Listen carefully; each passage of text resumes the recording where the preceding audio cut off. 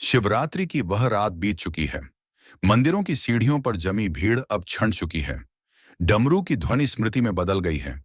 और जिन हाथों में कल तक बेलपत्र और जल का कलश था, वे आज फिर से दिनचर्या के बोझ में उलझ चुके हैं। लेकिन क्या सच में सब समाप्त हो गया, या केवल आयोजन समाप्त हुआ है और अवसर अब भी जीवित है? क्योंकि सच्चाई यह है कि ज्यादातर लोग शिवरात्रि को एक धार्मिक परंपरा की तरह निभाते हैं, एक वार्षिक उत्सव की तरह मनाते हैं। लेकिन बहुत कम लोग उसे एक आंतरिक द्वार की तरह पहचानते हैं। उस पूरी रात में एक ऐसा शांत, अनकहा, अदृश्य समय छिपा होता है जिसे कोई कैलेंडर चिन्हित नहीं करता, कोई पुजारी घोषित नहीं करता, कोई शास्त्र सीधे शब्दों में नहीं समझाता। फिर भी वह आता है।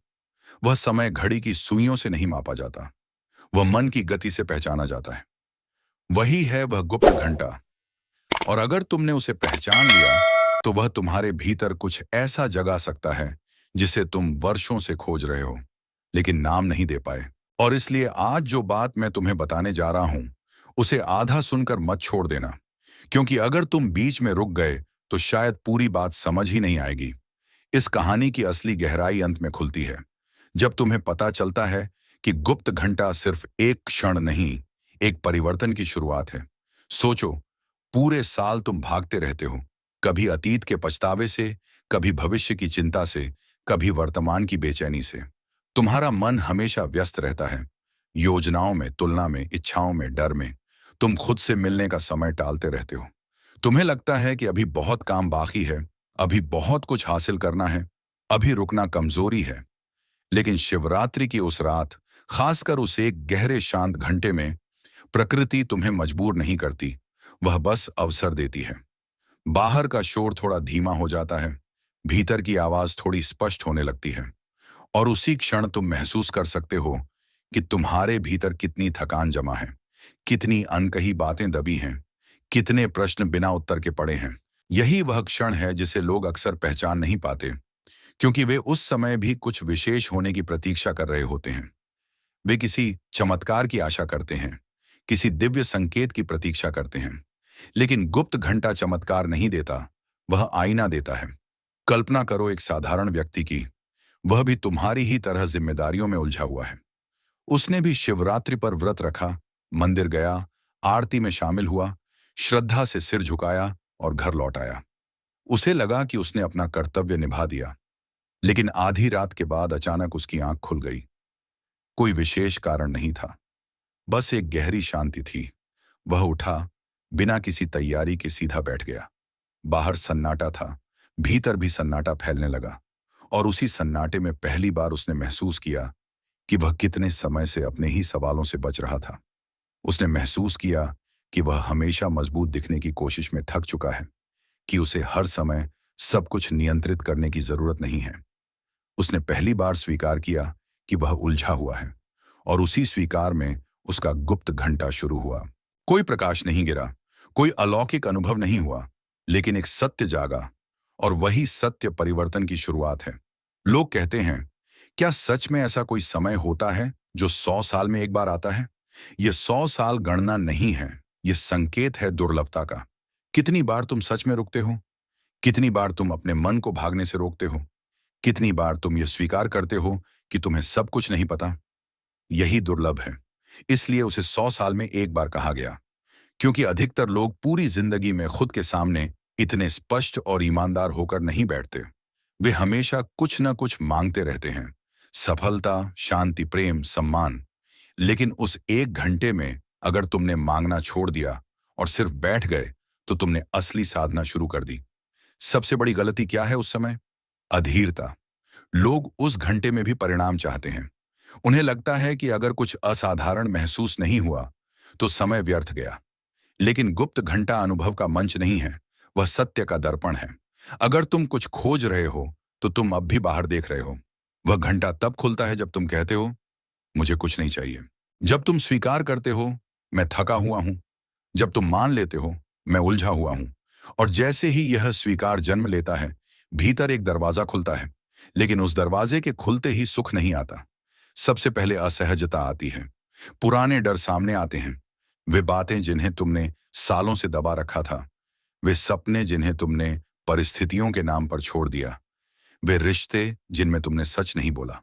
और यही वह क्षण है जब ज्यादातर लोग भाग जाते हैं।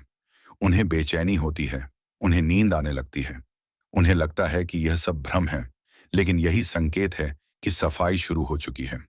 शिव को विनाश का देवता इसलिए कहा गया क्योंकि वे सबसे पहले भ्रम तोड़ते हैं, और जब भ्रम टूटता है तो भीतर हलचल होती है, लेकिन उसी हलचल में हल्कापन छिपा होता है। अगली सुबह कोई चमत्कार नहीं होगा, वही काम, वही लोग, वही परिस्थितियां, लेकिन भीतर एक बीज बोया जा चुका होगा। तुम हर बात पर पहले जैसा प्रतिक्रिया नहीं दोगे, तुम्हारा गुस्सा थोड़ा कम तीव्र होगा, तुम्हारी चिंता थोड़ी हल्की होगी। तुम समझ नहीं पाओगे कि क्या बदला, लेकिन कुछ बदल चुका होगा। गुप्त घंटा ऊपर से जीवन नहीं बदलता, वह नींव में काम करता है, और नींव में होने वाले परिवर्तन की कोई आवाज नहीं होती। और शायद सबसे महत्वपूर्ण बात, यह अवसर केवल शिवरात्रि की तारीख से बंधा नहीं है। वह हर रात आ सकता है, जब तुम रुक सको, जब तुम खुद से मिल सको, जब तुम 1 घंटे के लिए ईमानदार हो सको। असली प्रश्न यह नहीं है कि शिवरात्रि खत्म हुई या नहीं। असली प्रश्न यह है, क्या तुम रुकने के लिए तैयार हो? जब तुम उस गुप्त घंटे में सच में बैठते हो, बिना दिखावे के, बिना किसी अपेक्षा के, बिना इस चिंता के कि कुछ होना चाहिए, तब धीरे धीरे तुम्हें समझ आने लगता है कि असली परिवर्तन शोर में नहीं, गिरने में छिपा होता है।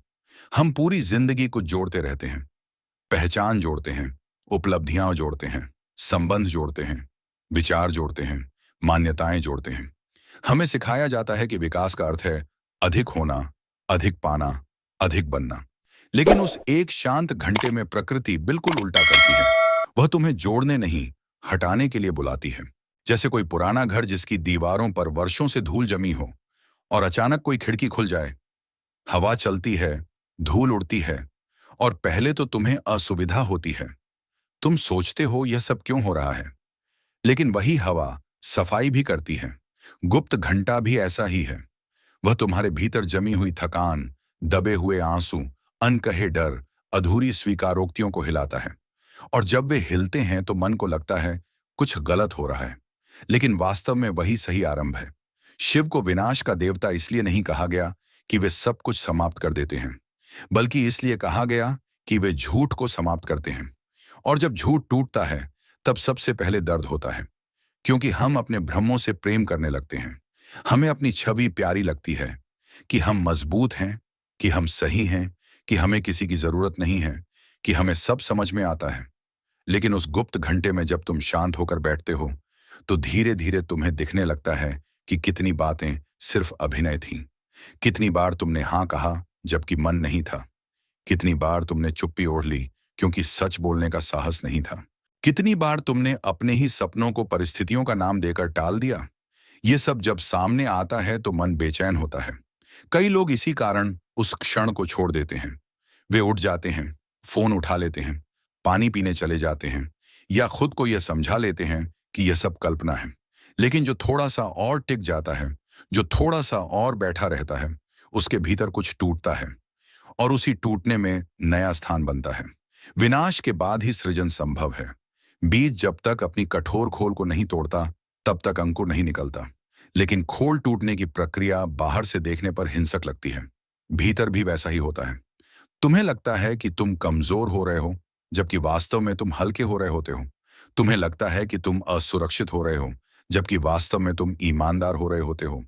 गुप्त घंटा तुम्हें शक्तिशाली बनाने नहीं आता, वह तुम्हें सच्चा बनाने आता है। और सच्चाई हमेशा थोड़ी असहज होती है, लेकिन उसी असहजता में शांति छिपी है, क्योंकि वहां कोई अभिनय नहीं है। उस 1 घंटे के बाद जीवन अचानक स्वर्ग नहीं बन जाता। तुम्हारी समस्याएं जादू से समाप्त नहीं हो जाती। वही लोग, वही जिम्मेदारियां, वही चुनौतियां तुम्हारे सामने खड़ी रहती हैं, लेकिन तुम्हारे भीतर का दृष्टिकोण धीरे धीरे बदलता है। तुम हर बात को व्यक्तिगत अपमान की तरह नहीं लेते। तुम हर असफलता को अपने अस्तित्व पर हमला नहीं मानते। तुम धीरे धीरे समझने लगते हो कि तुम्हारी पहचान तुम्हारी परिस्थिति से बड़ी है। यह परिवर्तन धीरे धीरे होता है, इतनी चुपचाप कि तुम्हें भी कई बार पता नहीं चलता। जैसे नदी का प्रवाह धीरे धीरे दिशा बदलता है, और वर्षों बाद जाकर लोग समझते हैं कि किनारा बदल गया है। गुप्त घंटा भी वैसा ही है। वह दिशा बदलता है, मंजिल अपने आप बदल जाती है, और फिर एक समय आता है जब तुम्हें महसूस होता है कि वह 1 घंटा किसी तारीख से बंधा नहीं था। वह एक प्रतीक था। शिवरात्रि ने तुम्हें याद दिलाया कि रुकना जरूरी है, लेकिन रुकना किसी विशेष दिन का अधिकार नहीं है। वह हर दिन संभव है।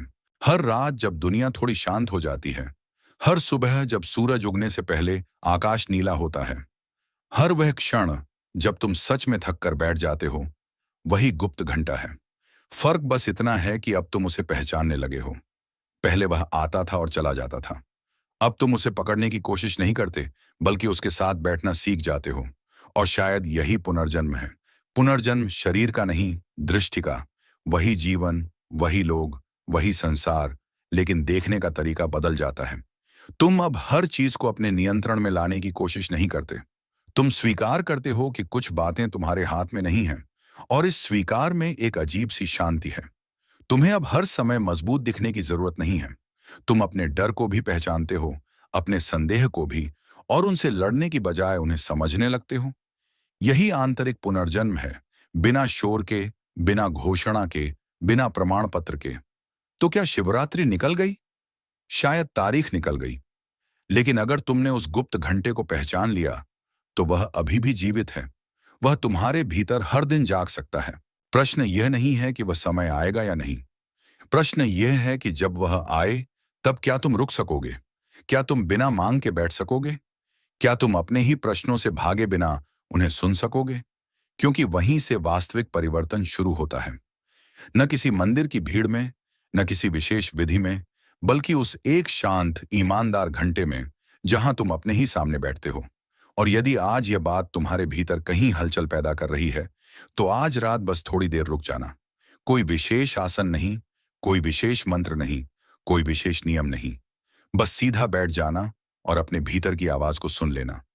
हो सकता है पहले असहजता हो सकता है बेचैनी हो, लेकिन यदि तुम टिक गए, तो वही असहजता धीरे धीरे स्पष्टता में बदल जाएगी। और स्पष्टता से बड़ी कृपा कोई नहीं।